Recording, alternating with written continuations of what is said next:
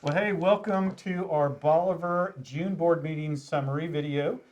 Just wanted to give a quick shout out and say thank you to all the people that helped have this great board meeting last night. Paula, we had the board meeting on a Monday night. Can you tell us a little bit about why we made that change? Sure. We met on Monday because at the end of this week, the Board of Education will be going to the Missouri School Boards Association's Summer Summit in Branson.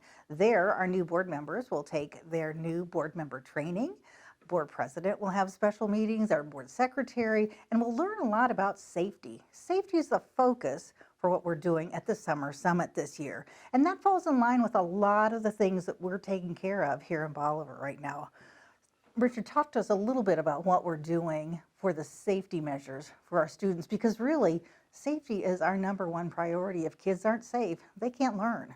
So we've had a commitment over the last couple of years where we've been trying to replace some of our exterior doors.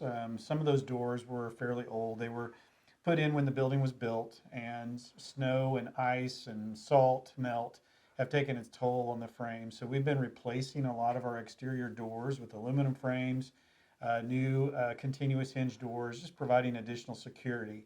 We've also been addressing some of our parking lot areas with security cameras, and we're also doing a door access system. Bolivar was one of the school districts that was awarded a $300,000 grant, one of the larger grants in the state.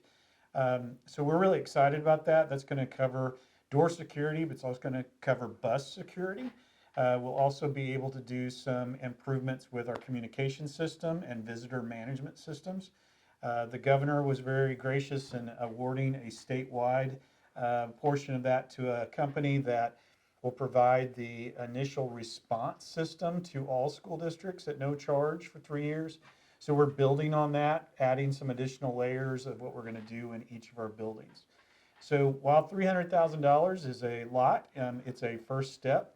We still have about another $150,000 worth of need that we're working through. That includes doors, door access systems, some additional security camera systems, and then some just door security, entry security things. We're going to be applying some film, safety film on all of our entryway doors at each of the office locations, really providing that first and second layer of support to delay entry into our buildings.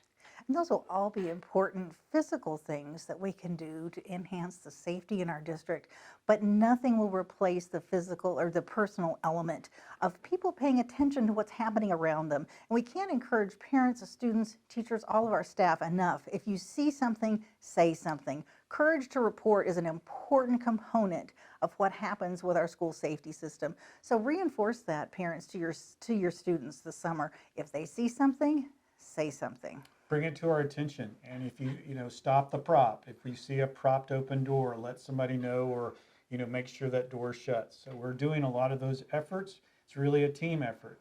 We also remind parents and community members that safety and security is not always convenient. And so some of the things that we're putting in place are meant to keep us safe, keep your children safe, but it does provide a layer of something that you may have to go, okay, how do I gain access? What does that process look? But it's all for the goal of keeping our students, our teachers, our staff completely safe. Absolutely. Safety, number one. So our traditional school year has ended, but we've gone on to summer. Just because it's summer doesn't mean that our campuses are empty or that they're quiet. Correct. Summer school is in full swing. We've got the first 10 days of summer school out of the way. So the last 10 days of summer school is kind of the finish line. We have great numbers in all of our buildings with summer school participation, so we're really excited about that. Some really neat programs going on, from reading recovery to science, ROTC. We have a lot of different programs going on, so we're pretty excited about that. In addition to summer school, this is the time of year that we have to do the big reset. So super proud of our custodial and maintenance staff. We have already started a lot of our maintenance and custodial work. We go through every room, we clean, we're re-waxing, we're painting. So all of that occurs while we're kind of coordinating around summer school. And then June is our big sprint to the finish of making sure we get everything back in order, ready for students and teachers to come back in August. So custodial and maintenance staff's doing a tremendous job. they're in here early, working late, and they're doing a super job working for us to get everything cleaned up. I know summer seems short for our students, but I do think it seems even shorter for our maintenance staff, without a doubt. And already we're planning for fall.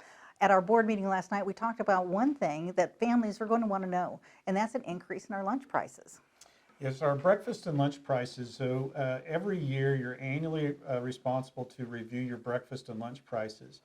There's a cost calculator that's provided by the USDA and DESE that allows us to put in our data, and then it estimates what that cost calculation would be. So at times there can be a 20 or 25-cent increase that's calculated, but what we can do is do minimal increases. So in this case, we have made some 10-cent and 15-cent adjustments to some building level breakfast and lunch prices for students, but that is in line with our compliance piece and the cost calculator. Now, we encourage parents to fill out the free reduced lunch application to find out if you're eligible for that. It's an outstanding program that does help students and families, and we want you to know that that program is available. If you do not qualify for the free and reduced lunch program, we do have other safeguards and some things that we do that we just need our counselors or building principals to know that you may have a family need. And life happens, and sometimes a family could not be eligible and something occurs during the school year. Let us help you with that. If you could just let us know, we can provide you some assistance programs that may be available to you during the year. But the main focus is students will eat breakfast and lunch. We will make that available to them, and we have some wonderful school champions that are looking to help us at any point in time. And so from time to time, those individuals will donate money to allow us to assist students and families with breakfast and lunch costs. We also have different programs that are available on a daily basis for students.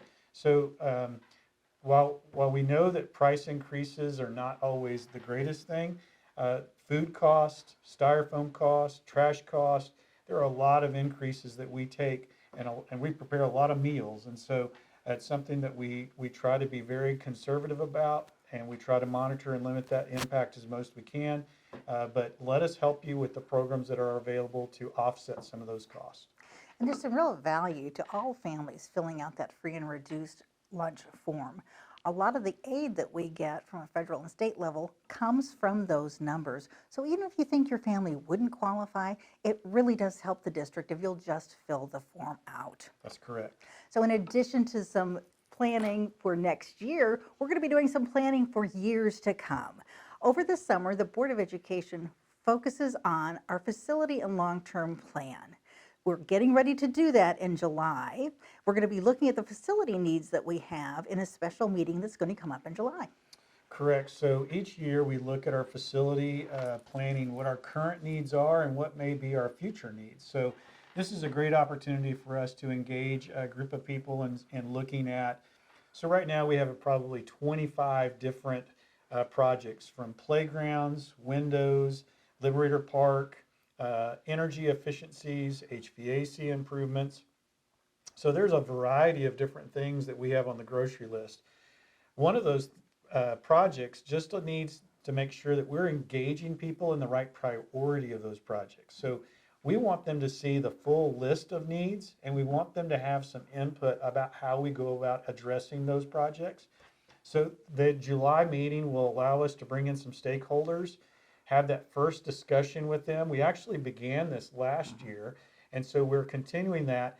And through this fall, we will have several meetings for our community, for parents, stakeholders, to be able to see where we're headed. The goal being what our next bond issue might look like, Right. because that's going to set up the projects that we need to address for the next 5 and 10 years. And where Bolivar is not where Bolivar will be at in 5 years. So we want to make sure that we put in the appropriate planning and forecasting of where we need to be. So we're excited about that. So if you'd like to have some input into what those projects are, I'd encourage you to call central office or contact a board member.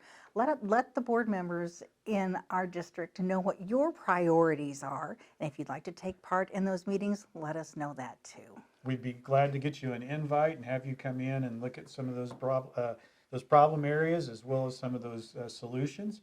and help us prioritize those. That'll be important for that engagement. Absolutely. The voice of the people in our community is essential for us to make sure that the needs of our community are met.